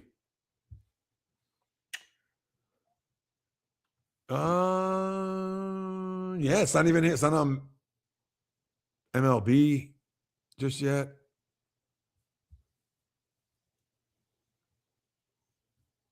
Oh, here it is. Oh, it took him a while. Cody Bellinger's a resign. What's the deal? That's what I want to know.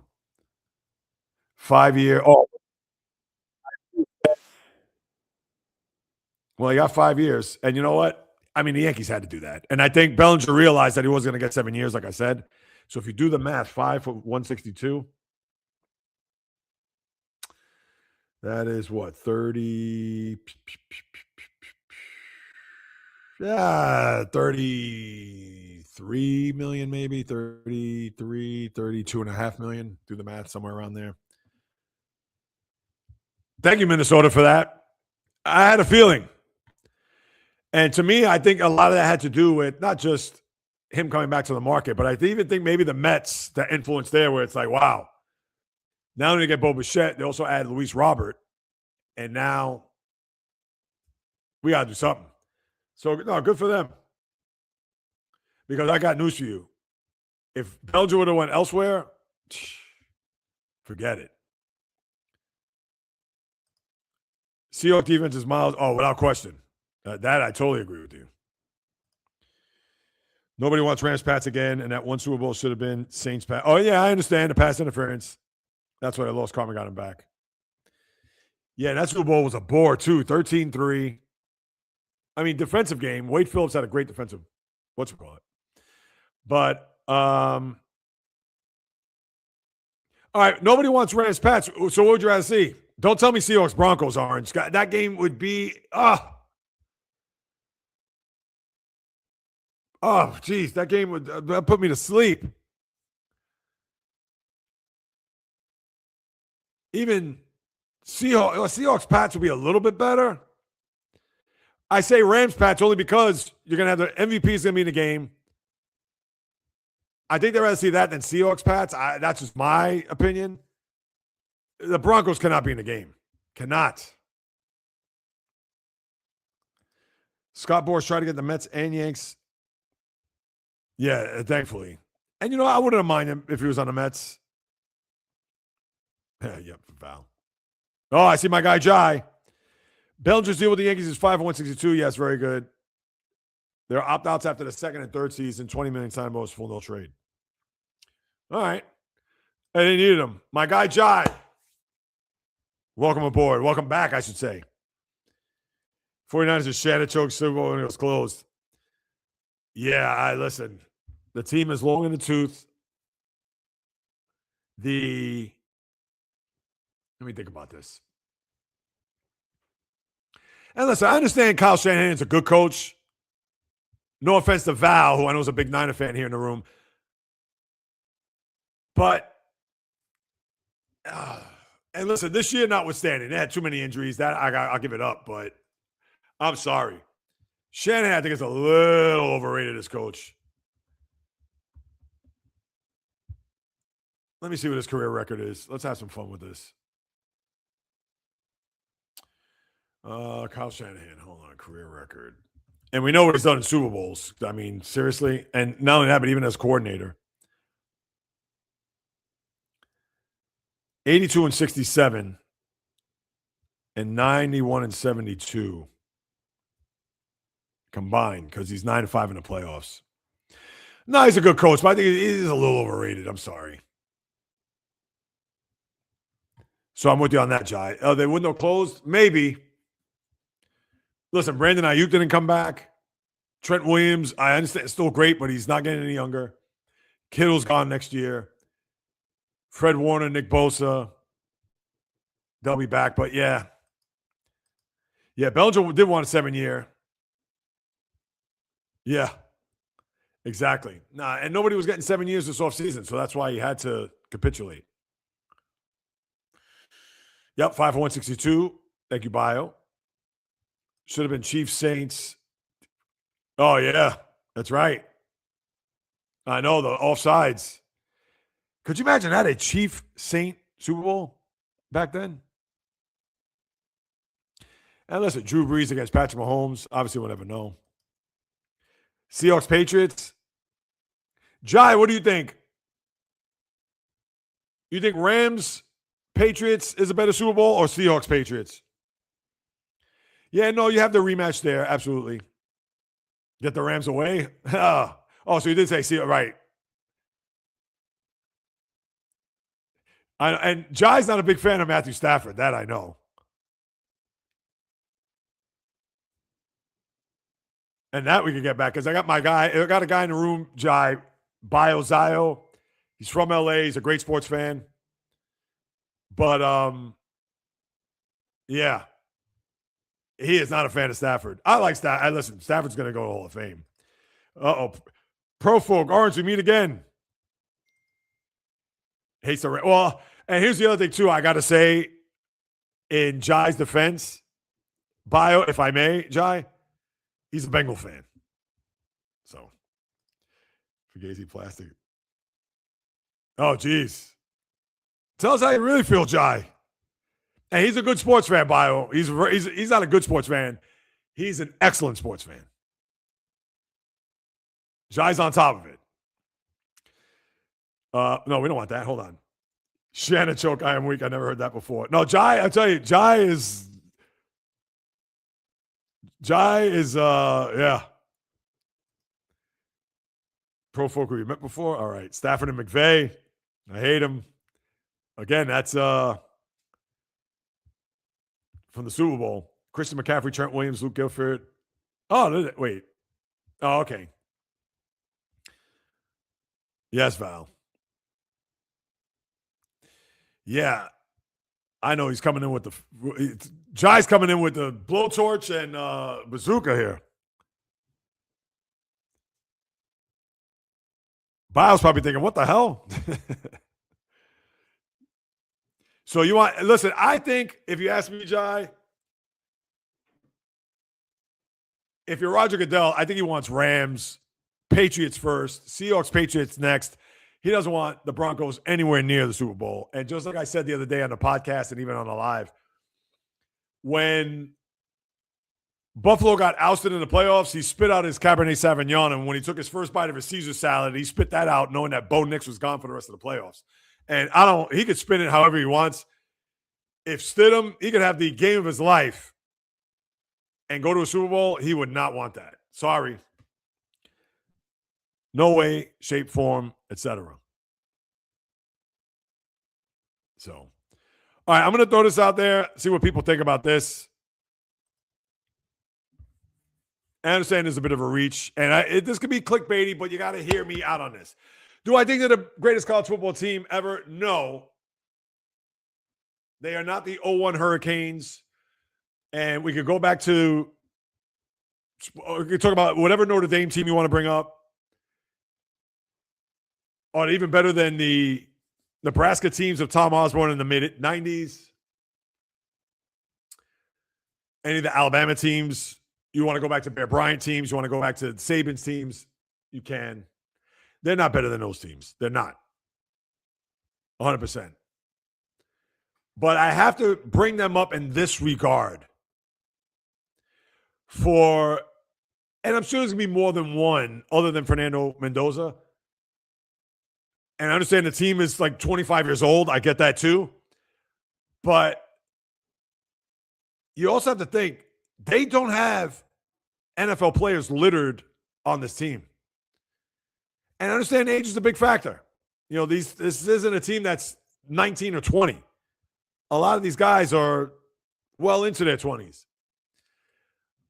But considering this program had never won, and think about it, last year they had a guy named Curtis Rourke as their quarterback. And then they plug in Fernando Mendoza, and the guy has a Heisman Trophy season, and they run the table 16-0, and they beat Oregon twice. They beat Ohio State in the national championship game, which probably meant more to Indiana than it did to the Buckeyes. And we saw what they did here in this postseason. I mean, yeah, are they in the top 5 all time? They make it an asterisk because of the program and because they don't have a ton of NFL talent on that team, that to think, wow, granted that there are kids that, like Stetson Bennett. I mean, when Stetson Bennett won those back-to-back championships at Georgia, he was 24 and 25 years old. I mean, come on. And you could say, well, hey, they had Carson Beck on Miami. He's 23. I get it. But no, they're not the best college football team ever. But because of their lack of NFL talent, other than the quarterback, and the jury's out on whether or not he's going to be a big-time NFL quarterback, as we know. He's not a lock. But let's face it, for them to do what they did, and I wasn't a big believer in them last year when they got smoked by Notre Dame, and I wasn't a big believer even after they beat Oregon the first time. And remember, in that game, Mendoza threw a pick six that tied the game in the fourth quarter, and you thought to yourself, whoa, here we go. They're going to shrink. And no, March down the field, touchdown. And understand this isn't a vintage Oregon team. I mean, they were good, but you got to give it up. That's all I'm saying about Indiana. And I'm sure, let me see some of the comments. Uh-oh. Kyle is a good head coach, I agree. And you like the Niners, Val. So for you to say that, wow. And John, yeah, I know he's a bit overrated. I know Williams is 100 years old. He's still great, but come on. And Ayuk never returned. No. He had off-field issues? I know he had the ACL. Maybe he did. I'm not aware. At least off the top of my head. But as far as Indiana goes, they shut me up. I was even killing them after they beat Oregon. It's all right, I guess I got to give them a little respect. They beat Oregon, was on the road. But I still didn't want to give them their dap. And even after they beat Ohio State, I was still like, all right, but nah. And even Alabama, I'm like, okay, it's Alabama, but it's not a vintage Alabama team. And then after they destroyed Oregon, I'm like, okay, well, I guess I got to come to grips with that. And then with the way they won the other night, now they led from in front the whole game. They didn't trail. They weren't in trouble. I understand the final drive. I get it, and I wouldn't even say they're on the ropes. If Miami got to, let's say if Carson Beck completed that pass, which would have been inside the 20, then I would have said, oh, yeah, now we got a game where Indiana was sweating a little bit. To me, I don't think they were sweating until that final drive, but then obviously the pick sealed it. So that's what I got with the Indiana Hoosiers. And interesting how Bellinger signs, which, listen, I'm not surprised. Yankees had to do something. Joe Mixon's future unclear. Yeah, that's not good. And Joe Mixon is Jai's former player. Bengals. All right, I'm going to get to one more thing. Seth Jones to miss the games. I know the Olympics, huh? Listen, less about the Olympic hockey. Sorry. All right, my final thing here before I go. I know this is a little needle to the Knicks fan. What's happened with the Knicks? Now, I got news for you. They lose tonight. Now, bad enough they lost to the Mavericks on Monday, and that was putrid. You know what the Maverick record is. They went into the Garden and beat the brakes off of them. Come on, 17 points. But now they lose tonight to the Brooklyn Nets. Somebody may get traded by it before the weekend. And I know there's been rumblings about Karl Anthony Towns. And I don't know if that Giannis, is that going to resurface again with Giannis coming here and Karl Anthony Towns going to Milwaukee? I get that they've now lost 9 of 11 and have lost 4 in a row. I still wouldn't be too worried. Teams go through these stretches. It doesn't look good. I get it. Is it Mike Brown now? Now you're starting to hear rumblings about that. Honestly, I can't really pinpoint it.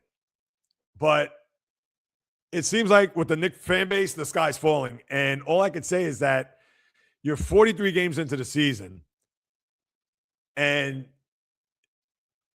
you're already pushing the panic button. To me, this team, it's all about April, May, and June. Now, right, you don't want them to be a 6 seed. I get that. And right now, they're still behind the Celtics. I don't know if anybody's catching up to them, per se. Hold on. Standings. Oh, actually, the Raptors are tied, although they have 2 games in hand on the Raptors. But it's easy for me to say because I'm not a Knicks fan, but I wouldn't be that worried or that wrapped up or that discouraged, whatever word you want to throw in there.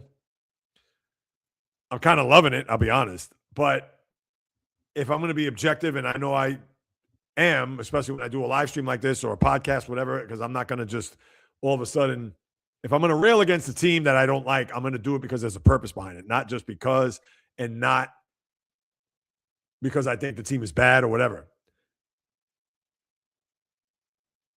It depends on where they end up. If they stay third, if they get second, great. But I don't think it's time to start worrying or start thinking that, oh, somebody actually posted the other day I saw on socials, which I laughed. Oh, ever since the NBA Cup, we haven't done this, that. They need to take the banner down, the trophy. I said, well, the banner's not up. So I said, how much of a Knicks fan you are for saying that? But I understand that's like the 22-year-old Knicks fan that was hanging off light posts and causing a ruckus outside of Madison Square Garden after they beat the Celtics in the second round. And I still, to this day, I still can't believe that the Celtics lost that series. And I know why, but forget it. But that aside, I get that Knicks fan is starving, thirsting for any type of success. And I get it, beating the Celtics in the second round. Well, you would have thought they won an NBA championship. Even Spike Lee and Stephen A. came out, oh, it was something to celebrate. Oh, it's been 25 years. What? That's like me saying the Mets went to an NLCS 2 seasons ago, and I'm jumping up and down for joy. You could scrub all of my social media posts. Never once did I even make a mention about the Mets during that postseason. If I did, it was because of the podcast, but not because, oh, we're in the NLCS, oh, we're going to beat the Dodgers, all that. Nope, not this guy. You know my saying, don't mean a thing if you ain't got the ring. And if you haven't won, don't talk. Stay quiet. Division champions, look at the Steelers won Sunday night against a couple Sundays ago. They got the AFC North. Do you think I care about that? Winning a division? Oh, it's cute. It's nice, but and I celebrate that because over the hated Ravens, but it's not like, oh, we're AFC North champs. What? You're never going to hear that from my mouth. Even if the Mets won the pennant, I'd be like, nope. Got one more mountain to climb. That's the mountain I want to climb. Winning a pennant is nice. Yeah, you can celebrate it next year. Give me the ring. So, and that's what I got. Is the trade imminent? I don't know. If they lose tonight, who knows? Probably. But then that would be a knee-jerk reaction, and who knows the fans. Leon Rose, who obviously he's in a witness protection program. You don't even know where he is. He doesn't meet the media, doesn't talk to the media, nothing. Oh, yeah. Thank God I'm not a Knicks fan. So let's do the comments here. Comments. Let's see. Bio. Listen, I'm pulling for you guys. I don't want to see the Broncos in the game. I hate them. I definitely do not want to see the Patriots. Think about this. The Patriots win to have the most Super Bowls in the history of the sport. And, of course, they're tied with the Steelers. You think I want to see them win? No. I've seen the Patriots win enough for 40 lifetimes. Enough. And I'll go as far as saying this right now at this very moment. And I thought about this the other day. The Patriots will have a down year next year. And by down, they're not going to be 8-9 or 9-8. They're not going to be 14-3. And people are going to say, whoa, Jay Reels, are you nuts? The Drake May bandwagon is starting to fill up now. And with Mike Vrabel as coach, I get it. First place schedule, number one. This year, your schedule was a joke. And I picked them as an under, not looking at the schedule really with, perusing it the way I should have. And they were 8.5. And if you played that as an over, God bless you. My over-runners were 1-5 this year. And that was the worst over-runners I've had ever. I've never gone 0-6.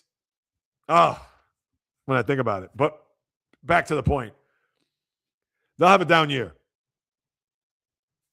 You think after this thing with the Bills, and I'm not a Bill fan either, I understand with a new coach, new building, you think that they're going to want to, please, they want to take the division back. And if that's the case, that 2 seed that they were this year, they'll be a 5 seed next year. Maybe 6, depending. And that's another reason why they got successful this year. No Kansas City, no Baltimore, and Buffalo, because they beat them out in the division, they were bottom rung in the AFC. That ain't happening next year with New England. They may fight for a division. Yeah, I can see that. But Buffalo's going to do anything and everything to get that division back, especially after what's happened here over the last 48 hours, which I thought was unfair that Sean McDermott got fired. And I'm not trying to make him out to be Chuck Noll, Tom Landry, etc. No. But that game wasn't on him. And I understand he's lost a lot of these games, playoffs, etc. And you could foil him for other mishaps in the postseason. This one was not on him, but they pulled the plug. And then they're trying to make him out with the whole press conference earlier today, as I saw. I didn't watch the whole thing, but just the snippets of it, where, Keon Coleman, the coaches wanted him. So not only did they kick him out the door, but they also put a knife in his back on top of that. I mean, really? And even though the GM, who's now the president of the Bills, even though the GM said, oh, no, well, yeah, the coaches wanted him, but obviously I'm part of the process making the selection, blah, blah, blah. Oh, no. Yeah, just kick him and stab him on the way out. I mean, come on. That is his lowbrow. The mighty one. Where's my mouse? Oh, it's over here. Yeah, I'm not a fan of John Lynch. And he's another one, borderline Hall of Famer. He's in the Hall of Fame, but not in my eyes. Is Goodell good at his job? Listen, Goodell's been better the last few years, but overall, his tenure has been awful. And I'm not a Goodell fan because he thinks he's Mr. Tough Guy. Yeah, that mid-20, the 20 teens was not a good look for him. Deflategate, Ray Rice, concussions, him going into the podium on draft night. I think it was in Chicago. No, I think it was in Philadelphia. Philadelphia, Chicago, one of the two, where he's like, come on, bring it on, when they're booing the hell out of him. What is this, WWE? Stop. He's done better, Val. I'll say that, but yeah, I'm not a fan of his. And listen, anybody could do that job. And people could laugh at me when I say that, but come on. All you got to do is keep the owners at bay. Owners, we want more money from the networks. We want to get streaming. We want to get this. Can we get more money from the cooking channel? Listen, it's the NFL. They're bulletproof. If he was running the WNBA, I don't want, that's more of a knock. Put it this way, I got a better one. This may not be well with the soccer fans, so I'm going to reel in the WNBA one because they've done better now. And I got no ifs, ands, buts against the WNBA. How about this? Let Roger Goodell go to MLS. Let me see him go there and pull rabbits out of his hat. Then I'll tell you how good of a commissioner he is. Because come on, let's face it. You or I could run the NFL. I mean, they print money. I mean, geez. Zip. Useless cup games wore him out. People may hands his. You didn't hear from Towns. Yeah. Yeah, who knows? Maybe they were hell-bent on winning that cup, and then when they won, it was almost like, I don't know. 49er roster's getting old. Yes, it is. But to go back to this, did the cup games wear him out? Now, listen, I guess since then, well, they're not 2-9 since then because that was early December. I just think they're hitting a lull. And I don't know, it's Towns. I know he had good numbers the other day. Let me see. What's Karl Anthony Towns' numbers?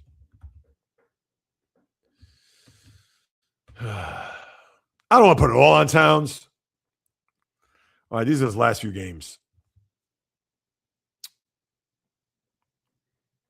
Yeah, Warriors, 20 rebounds.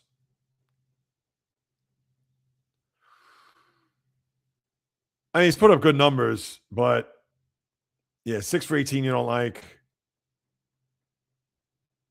9 for 19. Listen, is it all on Towns?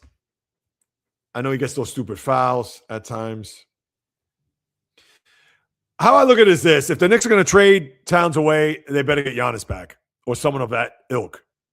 Because, and who knows? I understand his stock is probably a little bit low, but yeah, I mean, he's a polarizing player. He's a guy that, I get in today's NBA, he's going to shoot threes. And he's a good three-point shooter. He can't defend to save his life, and you think of a guy that tall that you'd be able to defend. He does not. Stupid fouls, I get it. I mean, what can you say? Let's see him lose tonight. And that'll be fun because then tomorrow on the podcast, well, if they lose tonight, I'll have a field day. But if they win, 120 to 99. I mean, is anybody going to care? No. I won't say that the Knicks are 100%, but, and who knows? I wonder if Jordy Fernandez, a coach, is going to say, hey, guys, they're reeling. Let's jump on them. Let's get on them. Let's win this game. But I don't think that's going to happen. Oh, yeah. Zip, you said it best. All hell will break loose. And who knows? Will James Dolan come out in a George Steinbrenner-esque fashion to say, we must trade somebody, we must do this, we must do that? Devin, welcome, man. I appreciate you. I run a Knicks former fan trauma center for nonprofit. Hey, yeah, there you go. That's a good one. I like that. Devin, are you from New York? I'm curious. Former fan trauma center for nonprofit. That's good. I like that.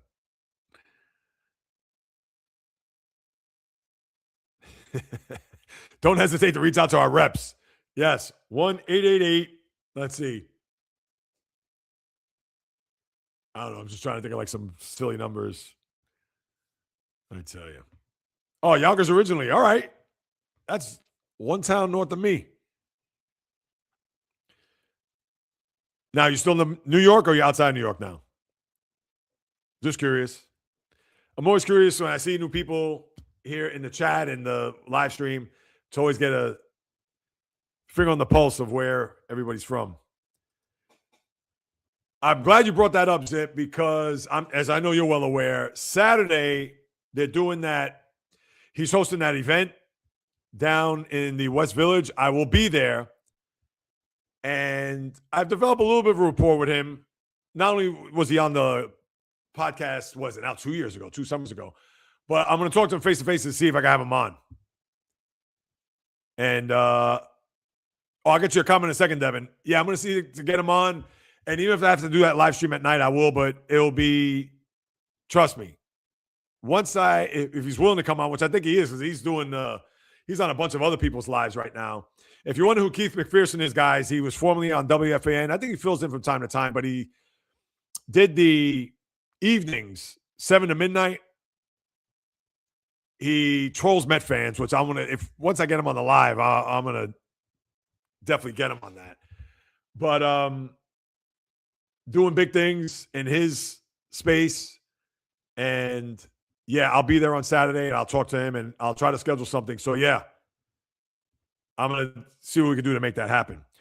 Devin, good shit, man. Yes, I moved around. Oh, you're in Seattle. All right. Oh, I'm sure it's crazy up there now with the Seahawks. Oh, I appreciate it, man. No, thank you for hopping on board. If you haven't subscribed, please do so. If you already have, I appreciate that. Hey, this is true sports talk, real sports talk. No clickbait, rage bait. You're not going to get any of that nonsense here. Whether it's the live streams, my podcast, my shorts, my vlogs, you name it. This channel is for the sports fan. And then, I branch out a little bit. I try to do some lifestyle stuff, uplift, etc. But yeah, this is sports nevertheless. Because there's a lot of, and I don't want to shout anybody out because, they're doing their own thing. But to me, if you're going to do this, you're going to do this right. With integrity, obviously knowledgeable. You got to be entertaining. If I sat here and I started talking about this, well, today the Mets, they traded for so-and-so, and I don't know how I feel about the trade, and I wonder if they're going to make another trade. No. Nah. And this is just me being real, authentic with sports. This is my life. I've been following sports, watching sports. Yeah, I played sports back in the day, haven't we all? But since day one, 56 years of age, and I've been doing this in some way, shape, or form for 25 years. Whether it was at a local community center in the Bronx, whether it was internet radio from 2008 to 2013, whether it was AM radio periodically out in Long Island in West Babylon, New York, my podcast now, my live streams. I mean, come on. If I can't parlay this into doing this, generating some income, which I'm still waiting to happen. And actually, I got another partnership. I got 2, in fact.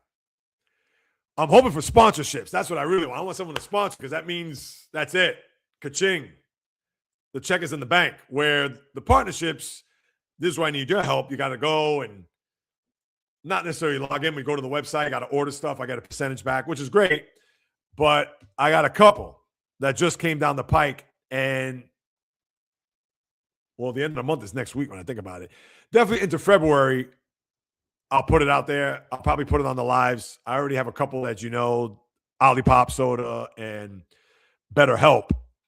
But, yeah, this is what I mean. I ain't playing.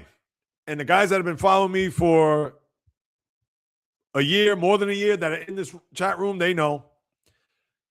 Every Wednesday, high noon, and I do live stream games. As a matter of fact, come Friday, by Friday I should know for sure because I may go to my in-laws to watch both games. I'm not going to do Denver and New England. If I'm going to do a live stream, I'm doing Rams-Seahawks. So stay tuned for that here on the channel. I'll keep you guys posted on that.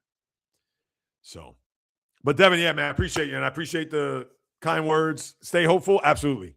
Without question. One more time, I thank you for that.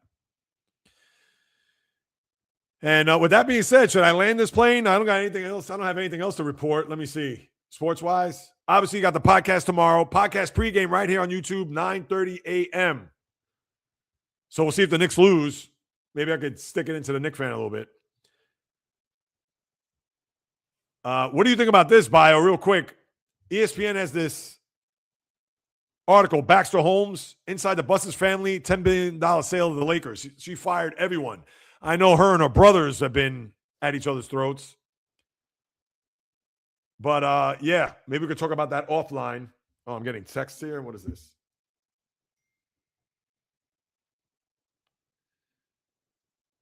I'll have to respond to her afterwards. It's my therapy session later today.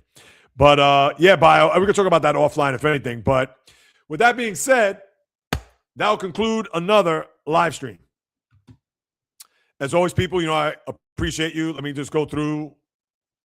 Yeah, and for those who are wondering, real quick, I still have the JBL's podcast on YouTube, but because I've gotten 1,000 subscribers, I've gotten a little bit more views on the podcast.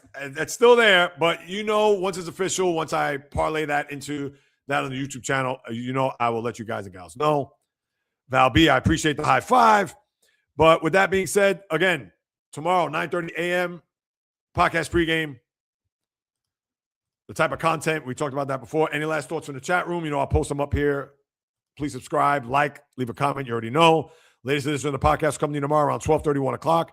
Apple, Spotify, right here, of course, on YouTube. And thanks to all that stopped by, live or replay. If you're watching the replay, leave a comment. I'll be more than happy to follow up with you guys and gals because whether you do or do not know, this is what I love to do, people. It's in the blood. It's in the DNA. If you couldn't tell over the last 2 hours, then I don't know. You're going to have to come back to the podcast pregame tomorrow at 9:30 or the podcast tomorrow or whatever, because as long as I'm alive, breathing, and in front of this microphone and camera, I promise I will deliver nothing but passion, fire, energy, fury, my thoughts, opinions, critiques, praise, analysis, feelings on anything and everything that happens on the world of the diamond, ice, gridiron, hardwood, golf course, racetrack, tennis court, boxing ring, octagon, you name it. From my lips to your ears, from my heart to your soul, from where I am to wherever you are. The J-Reels live stream always comes live, correct, direct, and in full effect. From the South Bronx, the South Beach, the South Central, the South Pacific, and all points beyond. Peace, love, and God bless everybody. Until tomorrow, 9:30 a.m., and, of course, the podcast as well. And next Wednesday, I actually have a special guest, maybe 2 special guests next week, so you want to keep that in mind as we get to next Wednesday's live stream. As always, coming at you live, correct, direct, and in full effect. Enjoy the rest of your hump day. Hopefully, I'll see you guys tomorrow. And until then, on the flip, baby.